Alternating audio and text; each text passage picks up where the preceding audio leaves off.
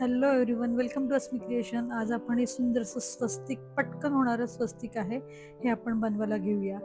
आणि अगदी डिझाईन कसं काढायचं हे पण मी तुम्हाला सांगते आहे. अगदी झटकीपट होणारं आहे आणि त्यामुळे मी कसं करायचं ते तुम्हाला सांगते. वुलन मॅटचं आहे, म्हणजे वुलन मॅटचं सगळं साहित्य घेतलं मी. फेदरवूड, रेक्झिन, स्केल आणि पेन, पेन्सिल सगळं घेतलं. आता सगळ्यात पहिल्यांदा मी काय करते, स्केल घेऊन तुम्हाला डिझाईन कसं करायचं ते सांगते आहे. 12 बाय 12 म्हणजे 12 सेंटीमीटर बाय 12 सेंटीमीटरचा मी हा चौकोन कट करून घेतला. 12 सेंटीमीटर तर मी हे छोटं स्वस्तिक तुम्हाला करून दाखवते आहे. आता 12 सेंटीमीटर, आणि हे तुम्ही मोठं पण करू शकतात, हे लक्षात घ्या. आता मी ते 12 सेंटीमीटर बाय 12 सेंटीमीटर चौकोन केल्यानंतर आता त्याच्या अशा पद्धतीने मी बरोबर 4 सेंटीमीटर अशी आणि 4 सेंटीमीटर ही जागा घेऊन ही रेष मारली. बघा, फॉर एक्झाम्पल आता इकडे ही 4 सेंटीमीटर घेऊन ही 4 सेंटीमीटर उभी रेष मारली. म्हणजे 4 त्रिक 12. परत ह्या साईडला मी अशी इकडून 4 सेंटीमीटर घेतलं आणि तिथे खूण केली आणि 4 सेंटीमीटरची रेष मारली. 3. आता ही चौथी करताना खालच्या साईडने 4 सेंटीमीटर डॉट केला आणि बरोबर 4 सेंटीमीटरचीच मी रेष मारली. 4 त्रिक 12 तिप्पट आपण सेंटीमीटर घेतले असेल तर त्याच्या 3ने डिव्हाइड केल्यावरती या रेषा 4 सेंटीमीटरच्या मी मारल्या. आता ह्या ज्या 4 सेंटीमीटर प्रतिच्या जशा अशा पद्धतीने तुम्ही रेषा मारून घ्या. बघा, बरोबर हे असं दिसतं.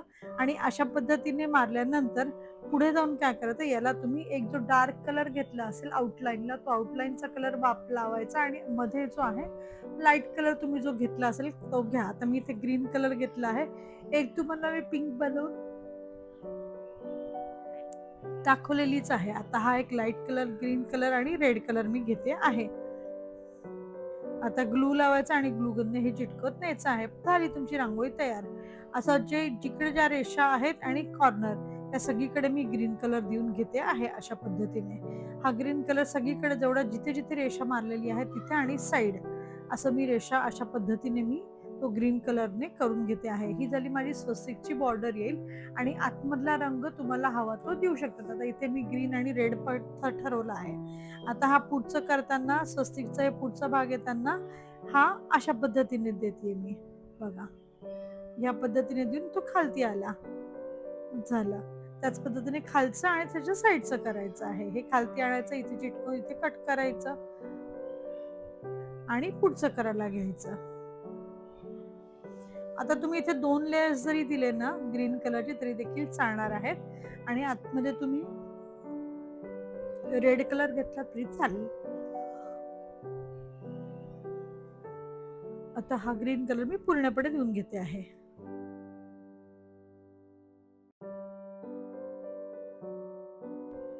आता हा ग्रीन कलर देऊन घेतला गेलेला आहे. आता याच्या आतमध्ये मी रेड कलर द्यायला सुरुवात करते. आता रेड कलर मी सगळा आतमध्ये मी पूर्ण भरून घेणार आहे आणि नंतर मी फक्त मध्यभागी एक स्पॉट करणार आहे. हे स्वस्तिक शिकवण्याचं म्हणजे सांगण्याचं किंवा समजवण्याचं कारण, सांगण्याचं तुम्हाला कारण की हे पटकन होणार आहे आणि काहीच नाही. आणि हे लक्षात ठेवा की जेवढं सेंटीमीटर तुम्ही बॉर्डर घेतलेली आहे आउटर, तेवढ्या 3ने डिवाइड केल्यावरती मधल्या त्या रेषा येणार आहेत. म्हणजे सपोज तुम्ही 18 घेतल्या असतील तर 6 त्रिक 18 6 सेंटीमीटरच्या रेषा येतील इथे, जसं आपल्या 4 सेंटीमीटरच्या होत्या तशा. आता असं रेड कलरचं दिल्यानंतर मध्यभागी फक्त ग्रीन कलरचं हे झालं की माझं स्वस्तिक तयार.